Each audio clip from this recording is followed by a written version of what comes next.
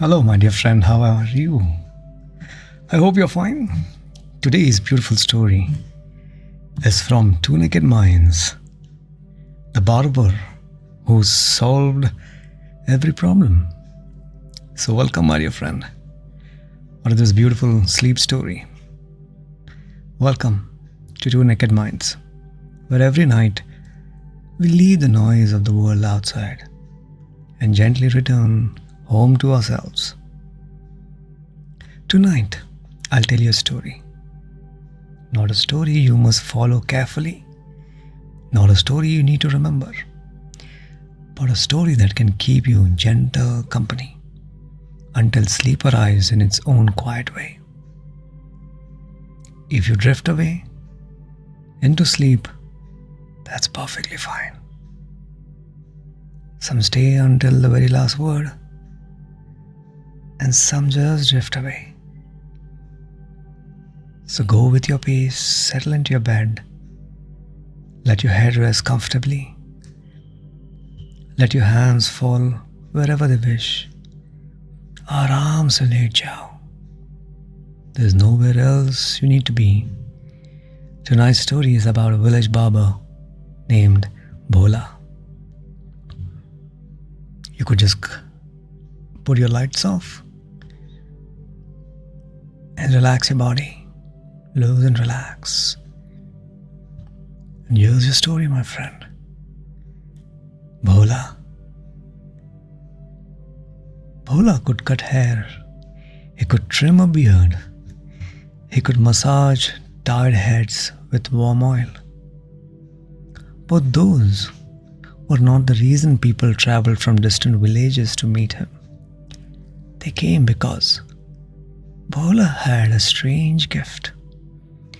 Whenever someone brought him a problem, a quarrel between brothers, a missing necklace, a stubborn landlord, a frightened child, or even a king who could not sleep, Bhola somehow found a solution, not with magic, not with wealth, and rarely with clever speeches. He solved most problems while sharpening his razor, boiling water, folding a towel, or simply listening until the real problem quietly revealed itself. But one day, a problem arrived that even Bhola could not solve. At least not immediately. The village headman's daughter had stopped speaking. The king's advisor had accused the village of theft. And before the next sunset, Bhola had to prove the truth. Without angering the king, without frightening the girl, and without allowing two innocent families to be punished. How could a simple barber solve all of that? And why did he begin by asking everyone to sit silently beneath a neem tree? We'll see how it unfolds. Slowly, gently, one small truth at a time. My dear friend, make sure your body is loose and relaxed. Your eyes are closed. And if you could just take a beautiful deep breath in from your nostrils and gently exhale.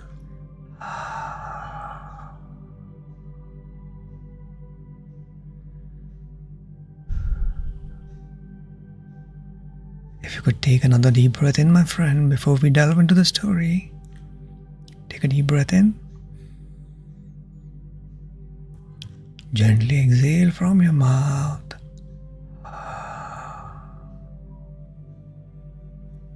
Just relax your feet, my friend. If you can get your awareness on your fingertips, on your feet is getting relaxed. Relaxed. Relax. Just relax your calves, your thighs. Relax. Relax. relax your stomach, your chest. Relax. Nowhere to go, nowhere to find. Just relax. If you can just relax your shoulders, just relax. Relax the fingers of your hands. Relax. Just relax your forehead, your eyelids. Relax. Just relax your jaw. Just relax your tongue. Keep it light, loose, and relax. The top of your head, just relax. With this relaxation, just drift away with me into this beautiful story.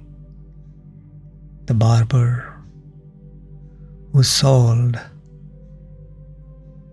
every problem. Let's explore. So, my dear friend, first chapter, the village of Chandanpur. Long ago, in a quiet part of India, there was a village called Chandanpur. It stood beside a broad pond where lotus leaves floated in the summer. Beyond the pond were fields of wheat, bajra, and mustard. A temple bell rang each morning. A wooden cart passed through the main lane each afternoon. And by evening, cooking smoke rose from the rooftops and the grey ribbons. Chandanpur had one potter, one carpenter, 2 tailors, 3 sweet shops, and 1 barber. His name was Bhola.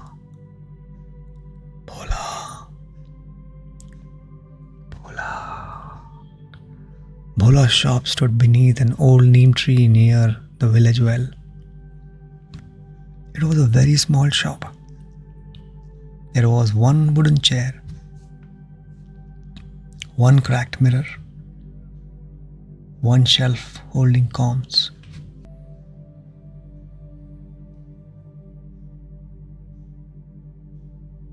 As I said, it was a very small shop. There was 1 wooden chair, 1 cracked mirror, 1 shelf holding combs, scissors, razors, oil bottles, and folded towels. A brass pot of water stood in the corner.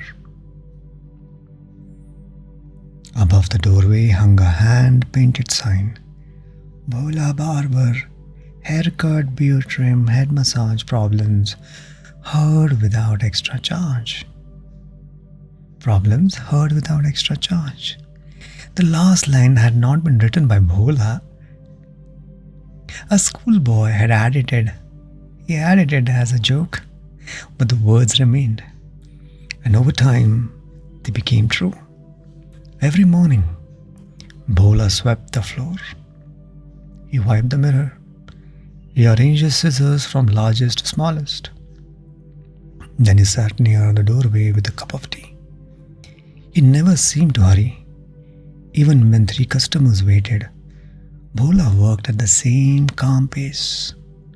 Snip, pass, comb, snip. Wipe the scissors, fold the cloth.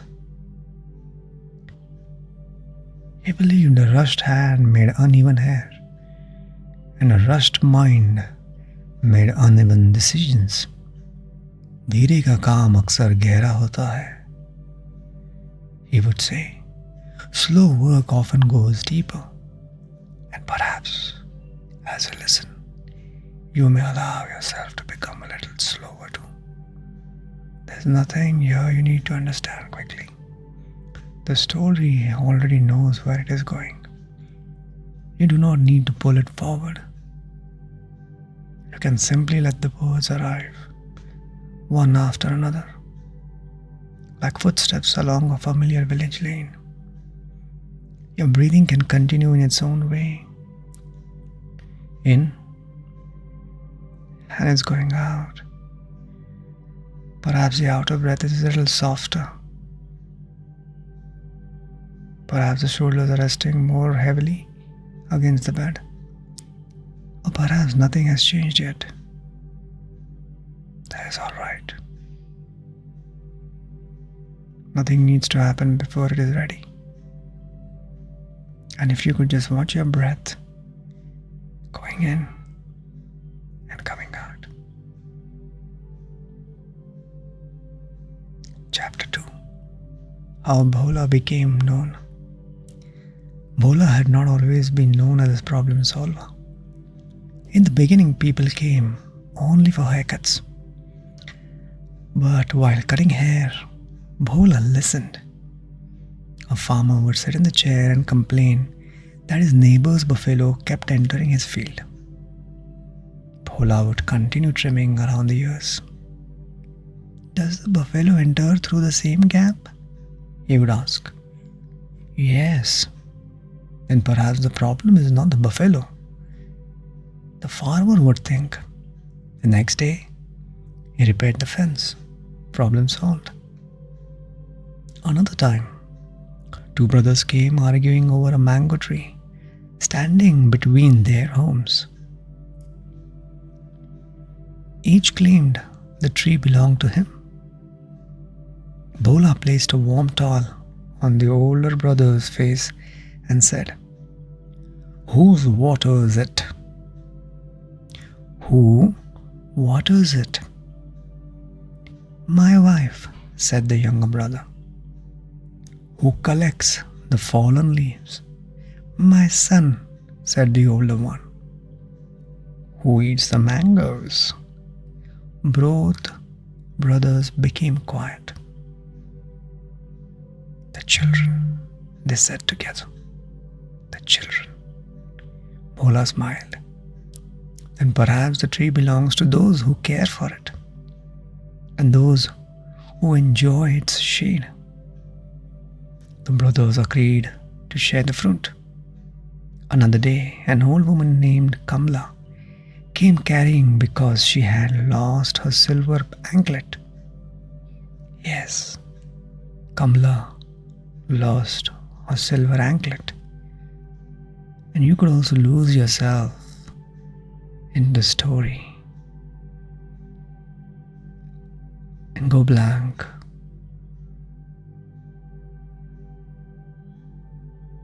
And just go with the flow. Kamla believed someone had stolen it near the well.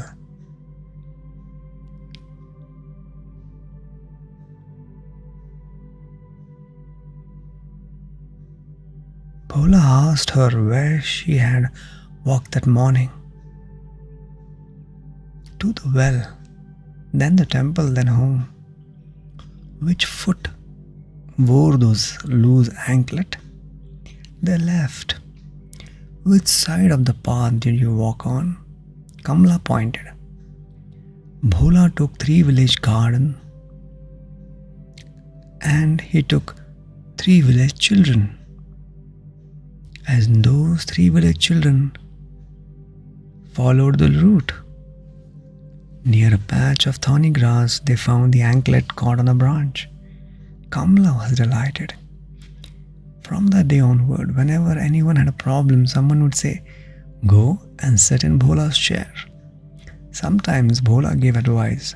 Sometimes he asked one small question. Sometimes he did nothing except listen. Listen. Listen quietly. Bhola. Listen very quietly. Very quietly. And very often, when people were heard fully, they discovered that part of the answer had already been sitting quietly inside them. Because a problem spoken slowly can begin to change shape. What first seemed large may become smaller. What seemed tangled may reveal one simple knot.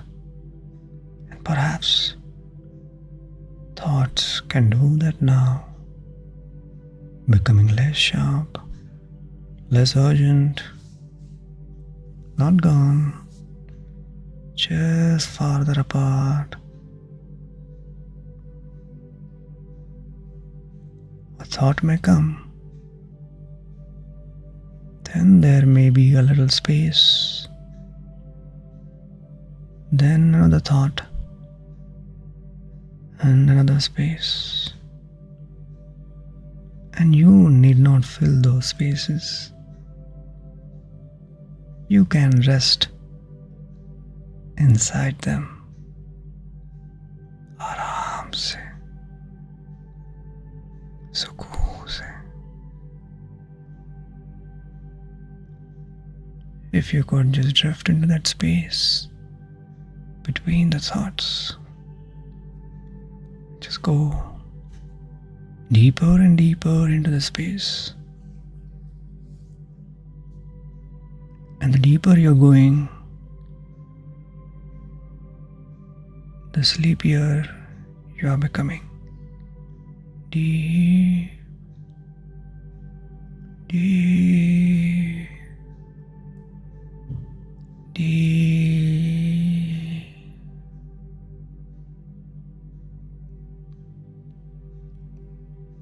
Next chapter, The Silent Girl. The headman of Chandanpur was a man named Hariram. He was respected, though sometimes stubborn. He lived in a large courtyard house with his wife Savitri and their 12-year-old daughter Gauri. Gauri was cheerful, curious, and was known for asking endless questions. She asked why parrots could speak, why the moon followed people walking at night, why elders always said, "You will understand when you grow up." But one morning, Gauri stopped speaking. She woke before sunrise. She washed her face, she ate half a roti. But when her mother asked whether she wanted milk, Gauri only shook her head. When her father asked it, "Hey Gauri, are you feeling unwell?" she looked away. All day, not one word. The village healer checked her throat. Nothing was wrong. The priest offered holy water. Still no words. Her teacher brought her favorite book. Gauri did not read aloud. Savitri became worried. Hariram became impatient. "Why won't you speak?" he demanded. But the more people asked, the quieter Gauri became. Just quieter like you. Going deeper and deeper into the state of nothingness. Deep, deep. By evening, Savitri brought her to Bhola's shop. Bhola did not ask Gauri why she was silent. He did not ask her to speak. He placed a small stool beside the neem tree and offered her a guava. Gauri took it. Bhola continued shaving an old man's beard. For a while, nobody spoke. A sparrow hopped near the doorway. A pot lowered into the well. A bicycle bell sounded far away.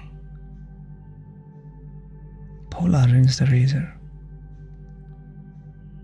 Then he said, without looking directly at Gauri, "Some words are shy." Gauri glanced at him. "They hide when too many people call them." He wiped the razor on a cloth.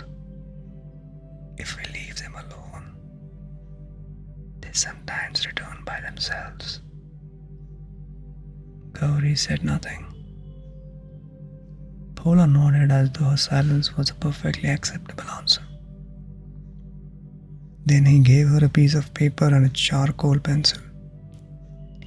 You don't have to write, he said. You may draw or not draw.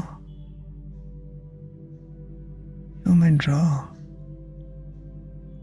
or not draw. Gauri sat beneath the neem tree. After a while, she drew a large box. Inside it, she drew a necklace. Beside the box, she drew a man with a tall turban. Then she folded the paper and placed it in Bhola's hand.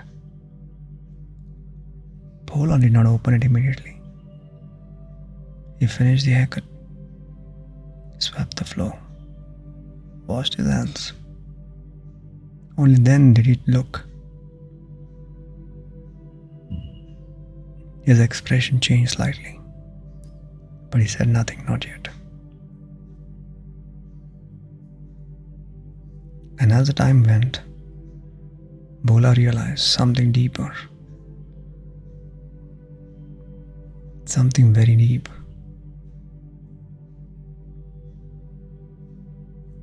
Something more deeper than you could think of.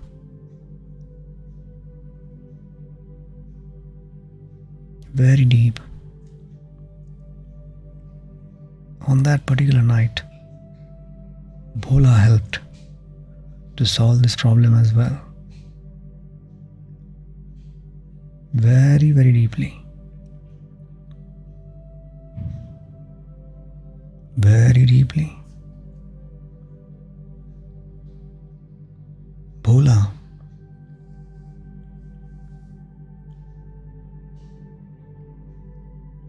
told that girl, "Why are you quiet?" She nodded slowly. Then he understood. Gauri had entered with water and seen the necklace lying inside the open chest. Later, during the storm, she saw the myna bird carrying away something shining. She had tried to tell the advisor, but he had shouted at her for entering the room. Frightened, she stopped speaking, not because she had no words, but because the first words she offered had been punished. Bhola spoke gently. "Gauri, you do not have to speak. Only point." He showed her the drawing of the window. "Did the bird fly toward the temple?" Gauri shook her head toward the pond. "Gauri, did the bird fly toward the pond?" She nodded no. Toward the old peepal tree, she pointed toward the grain store. Bhola stood. "Come, Gauri." The grain store stood at the edge of the village. Its roof was made of old red tiles. Myna birds often built nests beneath them. Bhola the servant, 2 boys and 1 guard climbed the wooden ladder. They searched the first nest, only grass and feathers. The second held 2 pale blue eggs. They left it untouched. The third nest contained pieces of string, a silver button, a fragment of blue glass, and 1 small emerald. Mahadev Rao gasped. They carefully checked beneath the roof tiles. There, caught between 2 wooden beams, was a royal necklace. The myna had tried to carry it into the nest, but dropped it. The necklace had never left the village. No one had stolen it. The advisor took it into his hands For a moment he looked relieved, then embarrassed. He had accused innocent people. He had frightened Gauri. And he had threatened the village without knowing the truth. The villagers waited. Mahadev Rao could have blamed the servant. He could have left without speaking. But perhaps even proud men sometimes become wiser when the truth is placed gently before them. He turned toward Hariram. I accused your family too quickly, then toward Gauri, and I frightened your daughter. He removed the blue stone from his turban and placed it in her palm. Yes, he placed it in her palm. This is not payment, he said, it's an apology. Gauri looked at the stone, then at Bhola. Then for the first time in 2 days. Yes, for the first time in 2 days, she finally spoke. The bird was very fast. Everyone became still. Savitri covered her mouth. Hariram's eyes filled with tears. Bhola only smiled. Yet he said, "Birds often are." The village exhaled together. The problem was solved. But Bhola knew one part remained. Finding the necklace had ended the accusation. It had not yet repaired the fear left inside Gauri. And solved problems are not always healed problems. Sometimes the outside becomes quiet before the inside does. So Bhola invited Gauri to sit beneath the neem tree again. No questions, no crowd, only the two of them. He placed the brass bowl of water between them. He placed the brass bowl of water between them. The surface trembled slightly in the breeze. Your words did not disappear, he said. They were resting. Gauri watched the water. When people are loud, she whispered, my words hide. Bhola nodded. Then let them come out slowly, Gauri. He waited. They may come one at a time. Gauri took a breath. The necklace was green. Bhola nodded another breath. The bird took it. Another breath. I tried to tell him.